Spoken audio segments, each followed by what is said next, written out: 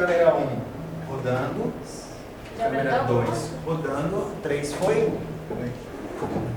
Então, quando quiser. Primeiramente, queria agradecer, deputado Luiz Tibé, muito obrigado por participar aqui na nossa rodada de entrevistas com os candidatos à Prefeitura de Belo Horizonte, 2016. Agradeço a oportunidade de estar expondo as ideias. Bom, eu estou acompanhado, o Thiago disse, estou acompanhado de Maria Monteiro, Guilherme Scaperini e Jéssica Munhoz. Vamos começar então a rodada de perguntas temáticas sobre temas. Vou iniciar sobre transporte, mobilidade, sempre uma pauta bem complicada, né?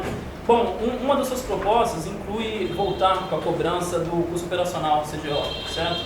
Ela foi extinta, pelo menos a cobrança foi extinta pelo LACER de 2014 e desde então continuam as reclamações em relação ao preço, né, da tarifa, não houve uma melhora nesse sentido, sentida pela população. O senhor não teme que com essa volta da cobrança, né, dessa taxa, as empresas aumentem ainda mais o valor da passagem? Não, na verdade, o problema da CGO é que liberou a CGO quando estava aquele problema de manifestação, de aumento de passagem, para que não tivesse aumento. E aconteceu o aumento agora no início do ano de 60 centavos na passagem. Então teve aumento e eles ainda não pagam a CGO. E esse valor da CGO, ele daria para dar passe livre para todo estudante de baixa renda de Belo Horizonte. É um absurdo liberar a CGO, ter o aumento da passagem, porque se liberar a taxa e reverter para a população, não tinha problema. Aí é compreensível, mas não, a empresa deixa de pagar e ainda teve aumento da tarifa. Então é um absurdo isso. Nós vamos fazer com que essa CGO seja revertida para a população que mais precisa, que é o estudante. E não só para atender o estudante no seu caminho de ir para a escola, para atender a família como um todo. Porque quando você põe uma renda dessa dentro de casa, para uma família de baixa renda, isso faz a diferença para ela fazer algum tipo de ação necessária. Mas então haverá uma conversa, o senhor pretende algum dispositivo para que fosse, para que pelo menos drible esse repasse à população e aumente ainda mais o valor da tarifa? Não, de forma alguma, não vai aumentar a tarifa. Eles vão pagar essa contribuição, esse custo de gerenciamento que eles não estão pagando e não vai ter aumento de tarifa. Bom, ainda nesse assunto, principalmente naqueles protestos, né, de 2013, se falam muito em abrir as planilhas de custos e lucros das empresas. O senhor pretende abrir para a população divulgar? É claro, tem que ter transparência em tudo.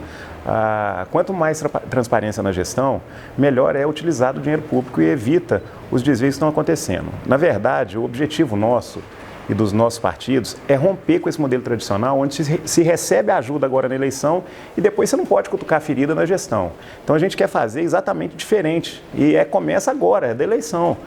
A gente está fazendo parceria, as ajudas são bem-vindas, mas desde que não comprometa em nada o serviço da prefeitura depois. Candidato, a saúde vem sofrendo cada vez mais com a questão do subfinanciamento, né? É uma realidade não só em BH, em todo o país, mas aqui especificamente nós temos grandes hospitais com importantíssimas estruturas para a população que estão sofrendo muito. É o caso, por exemplo, do Hospital do Barreiro, recém-inaugurado, mas que é subutilizado nesse momento, e também do Risoleta Neves, que, por exemplo, nesse último ano, né, nesse ano de agora, a Prefeitura cortou o repasse de verba que ia para eles, alegando, na verdade, que essa foi uma solução temporária que a Prefeitura encontrou para poder solucionar a questão da União não ter aumentado de acordo com a inflação os repasses, né? E cortou essa questão da Prefeitura ter cortado essa ajuda temporária de acordo com a Prefeitura. Esse é um problema que deixa milhares de pessoas e de famílias aflitas, né? É um momento que não se pode resolver daqui, um problema que não se pode resolver daqui um mês ou 2 meses, é imediato, né? De que forma objetiva o senhor agiria com essa questão dos repasses e desses problemas que nós temos hoje na capital? Bem, na verdade, todo serviço que dependa de recurso do governo federal, ele tem que ser tratado com política. E como que se faz isso? Eu estou há 6 anos como deputado federal, o prefeito nunca reuniu a bancada federal de Minas para brigar pelas coisas unidos. A gente vê também essa velha política aí, onde os partidos acabam a eleição e continua aquela briga permanente e acaba que o interesse de Belo Horizonte e de Minas fica prejudicado. A gente vê bancadas menores do que a nossa, do Norte e Nordeste, que acaba o período eleitoral e se unem brigando pelas coisas para ir para o estado, para o município deles. Então, o que precisa fazer? Não só para isso, mas para o metrô também a mesma coisa. Se a gente junta essa bancada nossa, que é grande, com um objetivo específico, que é o resultado para Belo Horizonte, para Minas Gerais, o resultado vem. É um absurdo o Hospital do Barreiro funcionar com 10% da sua capacidade. A saúde é um colapso. A gente vê os candidatos aí falando que a saúde vai bem, não vai. Para marcar consulta especializada demora 90 dias, às vezes 120 dias. Quando chega o dia da consulta, a pessoa tem tanto problema que ela esquece que ela marcou porque tem muito tempo. A prefeitura não tem um mecanismo de avisar, tipo 2 dias antes, mandar um SMS, um WhatsApp, uma coisa básica, simples. Outra questão da saúde que é assim, extremamente... uma falta até de gestão da prefeitura, a questão dos medicamentos de uso continuado. A gente vê 30% desses medicamentos não foram comprados porque não teve capacidade de licitar. E as pessoas que usam o medicamento e precisam deles estão sem o medicamento. Isso agrava o problema da saúde, que as pessoas sem o medicamento elas vão procurar, porque vão ter problema, você tem um custo maior no final. Então, não adianta também fazer promessa de coisas impossíveis, que vai ter o recurso, que a gente não tem, a prefeitura não tem recurso. A gente tem que usar estratégias inteligentes de gestão para, com o pouco que a gente tem, a gente melhorar o serviço. Bom, candidato, a minha pergunta é sobre segurança pública, um tema extremamente desafiador para o gestor de Belo Horizonte, dada a insegurança da população.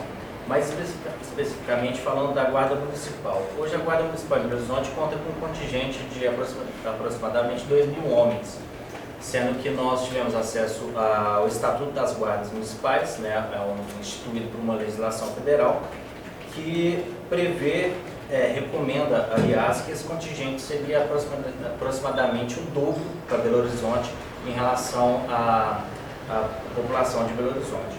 Primeiramente, eu gostaria de saber do senhor se o senhor vai realizar gestões para aumentar esse contingente e também sobre o armamento dos homens.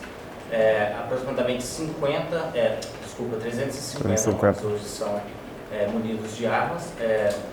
Isso implica em qualificação dos profissionais e também eu gostaria de saber do senhor se essa proposta faz parte do seu plano de governo, de armar esses homens. Claro, a segurança, e tem muito candidato também falando que segurança não é responsabilidade do município. E no meu governo eu encaro segurança quando as pessoas estão sem condição de ir para suas casas, sem condição de frequentar os espaços públicos da cidade por uma insegurança gigante, é responsabilidade do prefeito sim. A guarda, ela nem completar o contingente dela, que são 2.400 homens, que muitos saíram da guarda, nem isso a prefeitura fez. A gente falar em aumentar, claro que precisa aumentar. Mas numa situação que a gente está, o que eu acabei de falar, uma dificuldade financeira imensa, a prefeitura está devendo perto de 1 bi. Um orçamento que está previsto para 12 bi, a gente imagina que arrecade só 10. Então tem muito falar, eu vou aumentar. Não é simplesmente aumentar, claro que a vontade é essa, mas a realidade não é. Então a gente tem que trabalhar com o que tem. A guarda hoje tem os coletes dela que estão com data vencida, não tem colete que esteja hoje na sua data de validade, vamos dizer. Então eles estão trabalhando com material ruim. Pouca arma para o número de efetivo. A gente tinha um contingente de 2.400 que eram 3 turnos de 800. Então, você trabalha em dupla, eram 400 posições. Hoje não está acontecendo isso, não tem essa efetividade. E a própria guarda está insatisfeita com a ação dela. Tinha uma parceria já com a Polícia Militar, que ela ia fazer a geração da ocorrência, que ia agilizar muito o atendimento, nem isso foi feito. Então, além disso, além de dar essa atenção especial à guarda, para pelo menos ela ter um material decente para trabalhar, que isso gera mais segurança para a população, outra coisa que a gente vai fazer é colocar as câmeras da cidade hoje de vigilância, que são apenas 1.422. É um absurdo uma cidade do tamanho de Belo Horizonte só ter essas câmeras. E mais que isso, dessas aí aproximadamente 700 estão no MOV, 260 só estão em pontos comerciais da cidade. E o outro absurdo maior ainda é que apenas 1.000 câmeras dessa comunicam com o Centro de Operações da Prefeitura. Então a gente tem que aumentar o número de câmeras e desde 2011 tem um recurso sendo feito a licitação para que aumente isso e muito timidamente está acontecendo agora. A gente tem que, além de aumentar, linká-las com o Centro de Operação. O objetivo da Câmara é evitar que a ocorrência aconteça. Mas se por um acaso acontecer, a comunicação tem que ser rápida para a Guarda Municipal ou a Polícia Militar ou agente de segurança que estiver no local punir com rapidez quem cometer a ocorrência. Jéssica Munhoz. Bom, candidato, nossa pergunta agora é sobre cultura e movimentos sociais. Nos últimos tempos tem aumentado o número de ocupações na capital e região metropolitana, como Cupisidoro, Dandara, Tina Martins, fora as movimentações que são espontâneas, como o duelo de MC no Viaduto Santa Teresa. A gente gostaria de saber como que você avalia esses movimentos aqui na capital. Bem, a cultura na cidade, de um modo geral, ela não é vista pela prefeitura como prioridade. A gente vê várias ações culturais da cidade hoje com dificuldade de acontecer. Primeiro que não tem... A gente vê um exemplo prático e bacana da cidade, que foi o Carnaval. O Carnaval aconteceu, os blocos se organizando, a cidade se organizando, e aconteceu um belo Carnaval, a prefeitura não ajudou e depois quis se apropriar do Carnaval. A gente vê os produtores de eventos na área da cultura têm uma dificuldade imensa, como qualquer evento na cidade, de acontecer. Às vezes, 2 dias antes de acontecer o evento, você não tem alvará, você não sabe se o evento realmente vai acontecer. E isso gera turismo, que as pessoas vêm, tem que linkar a Fundação de Cultura com a Belotur para incentivar o turismo de evento, o próprio turismo de negócio na cidade, ocupar a rede hoteleira, gerar emprego, gerar circulação de pessoas na cidade. A gente vê uma propaganda da prefeitura hoje, o investimento nisso é baixíssimo. A prefeitura divulga as coisas que ela tem feito na cidade. Tinha até um slogan que é muito engraçado: a prefeitura fez sua obrigação. Isso não tem que divulgar, obrigação você tem que fazer, tem que divulgar a cidade fora para a gente trazer turismo para a cidade. E a cultura é uma forma de fazer isso. Você vê, por exemplo, o Santa Teresa.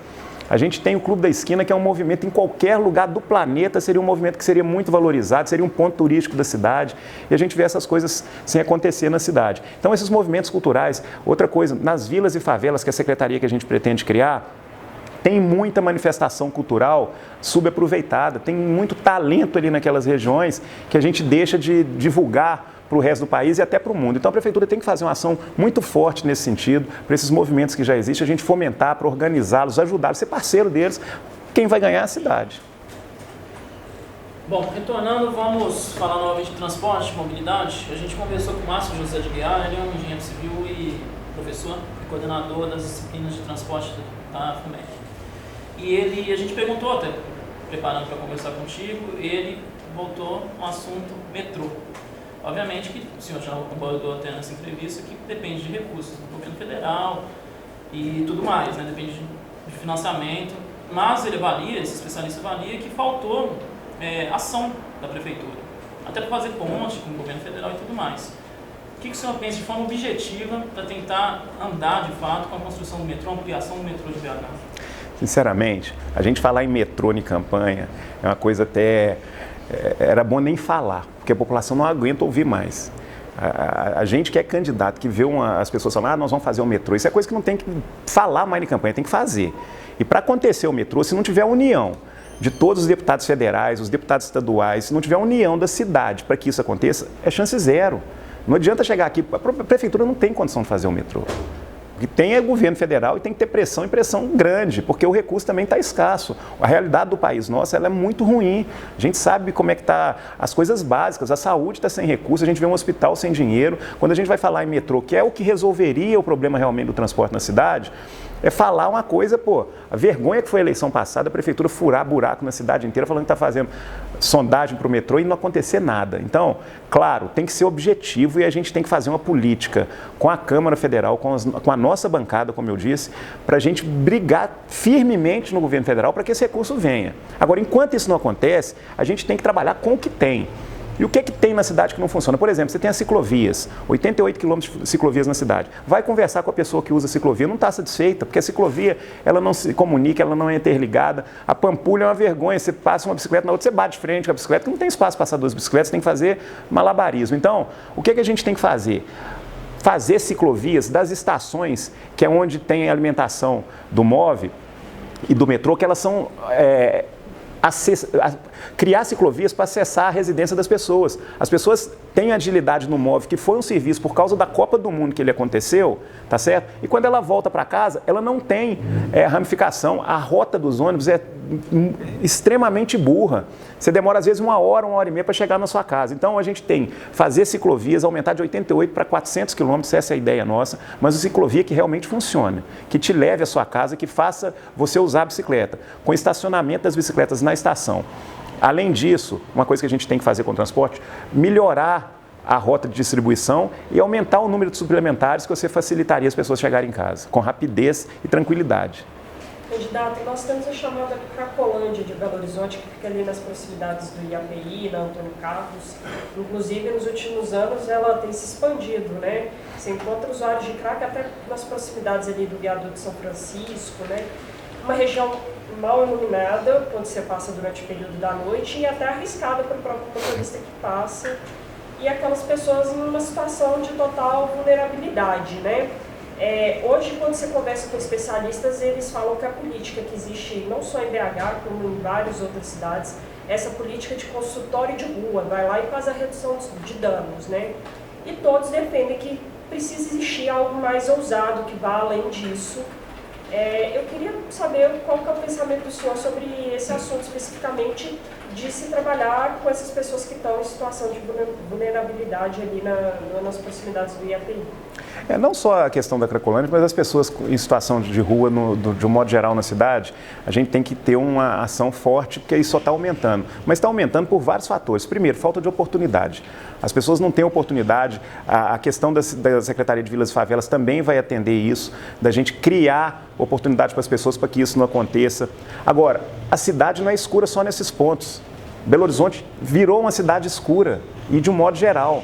A iluminação por si só já diminui o índice de incidência de ocorrências. Nessas regiões especificamente, a gente tem que combater, porque já está acontecendo a situação. A gente tem que, na verdade, fazer uma política que é claro que não vai acontecer imediatamente, mas tem que ser com tempo para evitar que aconteça, para evitar que a pessoa fique dependente do crack. Agora, a gente tem que cuidar, essas pessoas têm que ser tratadas como doentes, elas precisam de ter um tratamento realmente do problema que elas têm. A gente precisa arrumar casa de recuperação, a gente precisa criar vagas nisso, fazer parcerias com as que já existem para receber essas pessoas, que com isso economiza até o custo que você tem de problemas que geram aquela Cracolândia. Então, você iluminar, você colocar um policiamento ali ostensivo, claro, não é polícia militar, que não é responsabilidade da prefeitura, mas você tem que fazer uma parceria com o governo do estado, sim, para esses pontos críticos, a gente colocar uma presença efetiva, com iluminação, com limpeza, com o que a gente pode fazer hoje, que é a ação social neles, remetendo os casos extremos para as casas de recuperação. É uma ação que se pode fazer já. E combater o mal onde ele inicia, que é na educação, que é na oportunidade que a cidade tem que criar para as pessoas, para ver o motivo que está levando para ali e tentar combater isso antes de acontecer. Bom, candidato, você citou a educação e é justamente essa a nossa pergunta agora. Hoje o município ele é responsável pela educação infantil, que são as crianças de 0 a 3 anos, e também a pré-escola, né, de 4 a 6 anos. Hoje a gente não tem vaga suficiente para essas crianças aqui na capital, e essa falta de vagas poderia se enquadrar no crime de responsabilidade. O senhor tem algum plano para aumento dessas vagas? Na verdade, hoje, as UMEI recebem os de 4 a 6. O problema, o gargalo da cidade é o de 0 a 3. A gente só tem 35% das pessoas nessa faixa etária que estão contempladas. A ação que a gente vai fazer imediata é aumentar a vaga de creche, porque essa parceria na rede particular de creche que a prefeitura faz é um custo menor. Um aluno no MEI ou na rede própria da prefeitura, ele custa aproximadamente R$630, R$650. Nessas creches, R$270. A ação que tem que se fazer imediata é para aumentar essas vagas para a gente suprir. E mais um motivo de fazer isso também, inclusive com muita efetividade, nas situações, nas regiões menos favorecidas da cidade, que são as vilas e favelas, porque com isso você libera a mãe para trabalhar, para gerar emprego, para gerar recursos, para trazer receita e circular a economia. E as mães hoje não podem sair porque elas não têm um lugar para deixar as crianças. Então, isso tem que ser feito com efetividade, com rapidez, para você começar a circular, dar tranquilidade para as mães, para os pais deixarem os meninos numa situação tranquila. Você citou essa questão dos pais trabalharem. Hoje a carga horária normal é de 8 a 9 horas por dia de trabalho. As UMEIs só atendem 4 horas e meia essas crianças, enquanto as creches comunitárias atendem um horário integral. Só que as creches comunitárias têm um respaldo menor da prefeitura do que das UMEIs. Você está a par dessa situação? Tem alguma proposta a respeito disso? É exatamente isso. O que eu estou te falando, o custo da UMEI ele é mais alto. Na creche você tem um custo menor e a prefeitura está dificultando as coisas para essas creches que existem. A burocracia é muito grande e as creches... O que funciona mesmo é porque muitas delas é um trabalho até voluntariado, as pessoas querem fazer, porque se fosse olhar pela parte prática de remuneração, não aconteceria. Então a gente tem que tratar essas pessoas como parceiros, a gente tem que ajudá-los a facilitar para que eles consigam desempenhar o papel que é tirar as crianças da rua, deixar elas num lugar seguro e deixar a família conseguir trabalhar. Então isso é uma coisa que a gente vai focar muito nessa parceria também com as creches que já fazem um belo trabalho, entendeu? Em vez de estar dificultando a prefeitura hoje, não só nessa situação, ela dificulta muito as coisas acontecerem em vez de tentar agilizar. A gente tem que acabar com isso, a gente tem que acabar com a burocracia que eu chamo no nosso plano de burocracia.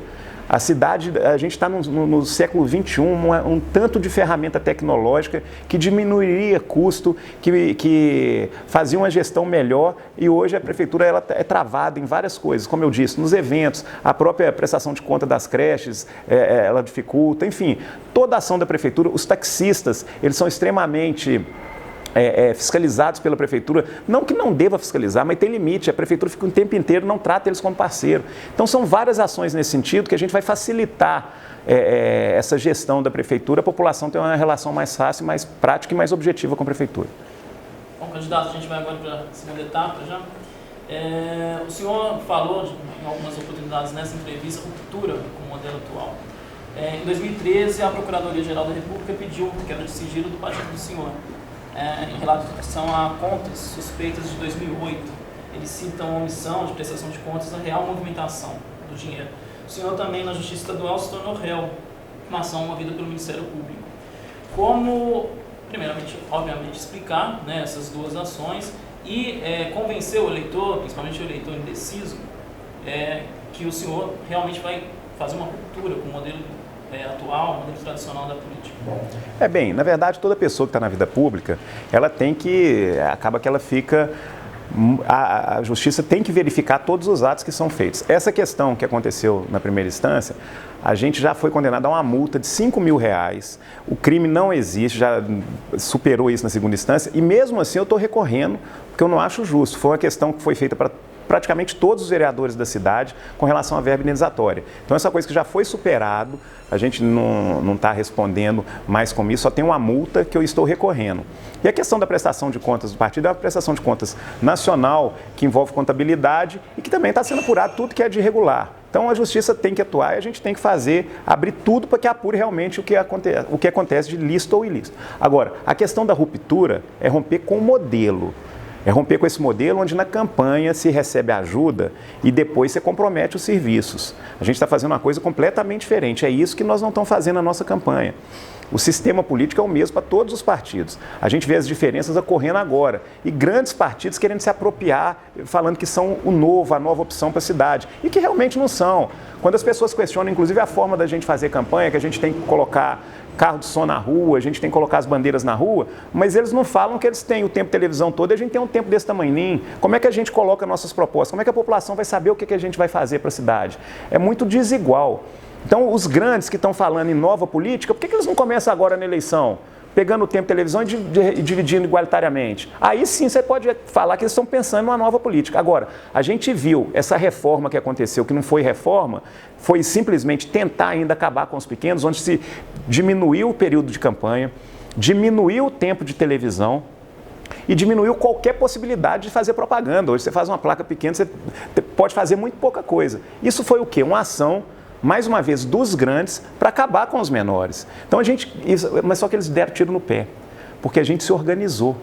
A gente é dito como partido pequeno, mas nós somos o maior grupo que está nessa disputa. São 8 partidos considerados menores pelos grandes, mas que é o maior grupo da disputa. São 310 candidatos a vereadores e essa ação da base, de conversar com as pessoas, de mostrar como a nossa candidatura foi consolidada. Não foi uma candidatura de bastidores, resolvida em Brasília, resolvida em gabinetes que tiram um candidato na última hora, vira vice do outro e na última semana define as coisas. Não. Nós começamos isso lá atrás, dialogando, conversando com a população, trazendo o partido para um arco de alianças para fazer essa disputa. Candidato, nós temos uma pergunta de uma leitora, a Camila Godoy, e também foi citado pela Elizabeth Braga, a Marisa Drummond, a respeito de um assunto que o senhor já falou um pouco, que são os moradores de rua, né?